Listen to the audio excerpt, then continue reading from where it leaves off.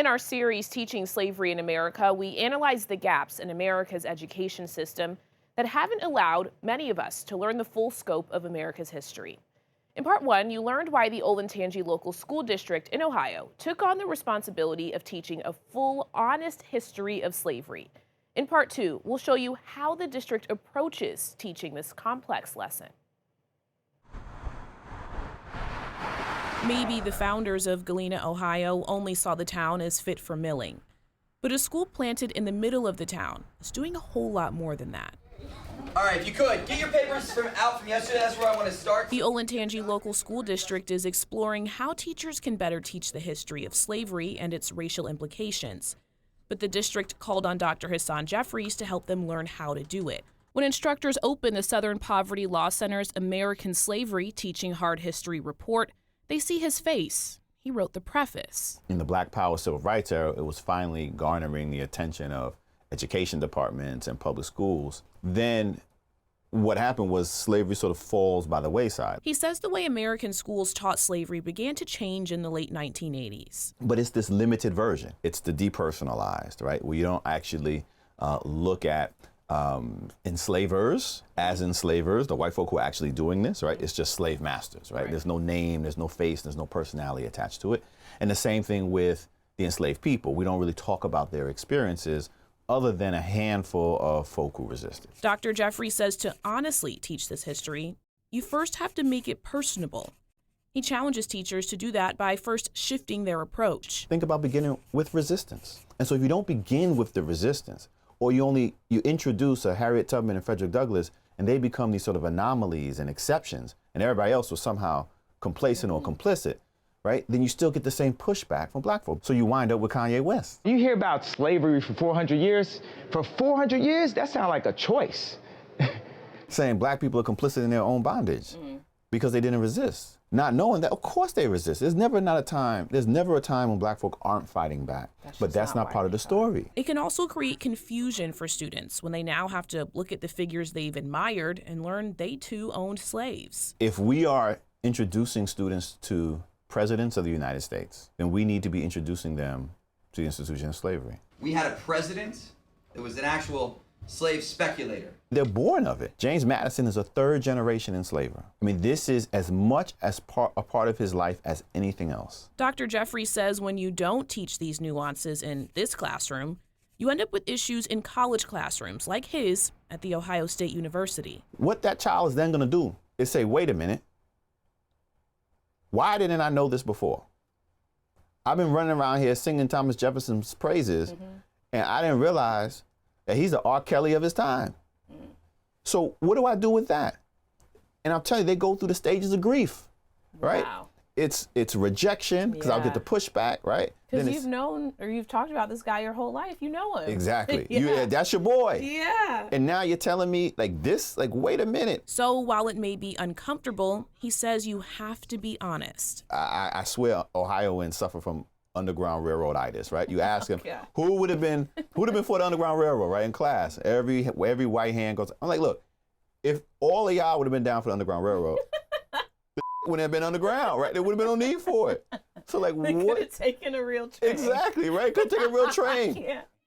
I want you to get out your documents, and I want you to get out the questions. I want you to scoot those desks together. I want to get right to work on this. Let's go. In Mr. Emmerich's class, I noticed how they combat how complicated these conversations can get. In between every concept that was brought up, they had to have a discussion with another classmate. Why is it important to teach it with the discussion aspect? We have to discuss it because one of the things that we do a disservice to our students and young people is we don't teach them not only how to talk about it, but that even it is acceptable to talk about it. But to make it acceptable, Mr. Emmerich says he has students remove a particular word from their vocabulary. I also want the students to remove themselves from the hour there because this isn't their fault. You'll literally see some white students start to feel guilt. You'll see it. I have students of color that they feel like everybody's looking at them in all actuality. We start to say they do not embody anything to do with slavery. But if we let these actions, things like slavery, go on and never try to put an end to it, what does that say about us? You end with "we are witnesses," but instead of just reading it or having them annotate it, you flipped it on them and almost made them a part of the lesson. I want you to think about, what do you witness? and your lives today, in your school, in your community, in your country, that you're witnessing and you're not doing anything about. Why is it important to you to make sure that your students are agents of change? Because I've had too many of them over the years that have told me about their experiences and the things that they've had happen to them, and the notes that they've written to me.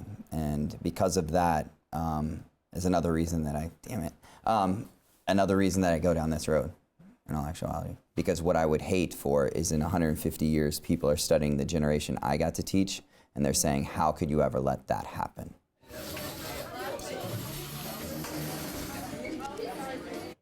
Something Mr. Emmerich stressed to me was the importance of primary sources. When it comes to teaching history, many teachers simply turn to textbooks. But do those textbooks actually give students a full picture of the institution of slavery? Newsy's Catherine Beek examined a number of them to find out. Less than 50% of Americans know that slavery once existed in all 13 colonies. And even fewer, just 36%, know the 13th Amendment abolished slavery, not the Emancipation Proclamation. The numbers show the stark reality about the way slavery is taught in schools today. Students are getting taught some of the facts, but they aren't being presented with the full picture. Part of the issue might stem from teachers relying too much on textbooks, especially ones that cram the 246 years of slavery history into roughly 2 chapters. In fact, a 2018 Southern Poverty Law Center survey of 1,700 social studies teachers found almost 60% thought their textbooks were inadequate. 8th grade teacher Justin Emmerich agrees.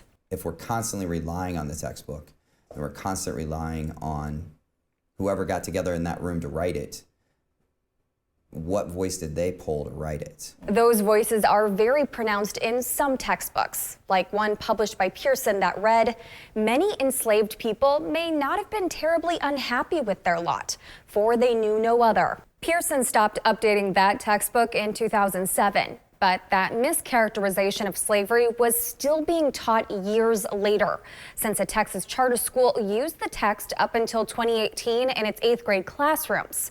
But this type of stilted language isn't always so glaringly obvious.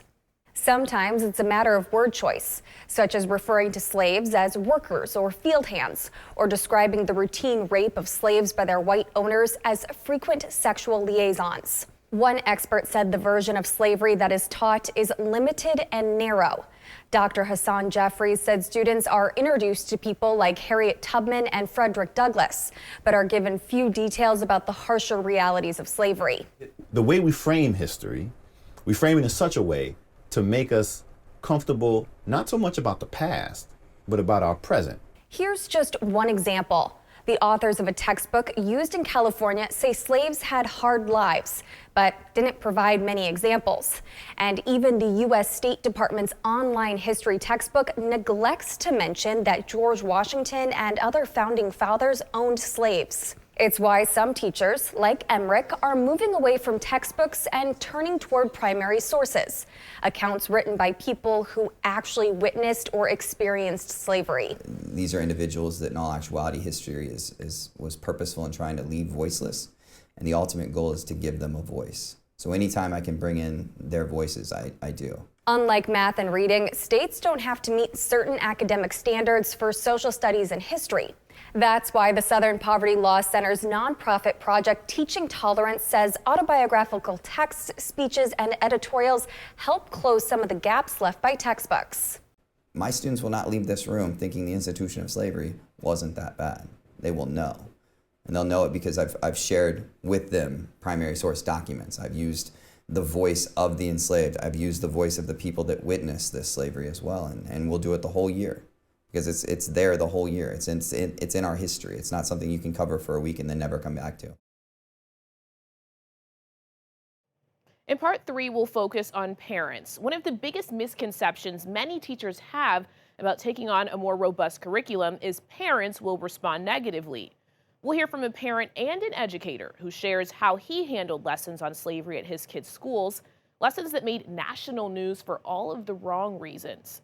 That's in part 3 of our Newsy original series, Teaching Slavery in America.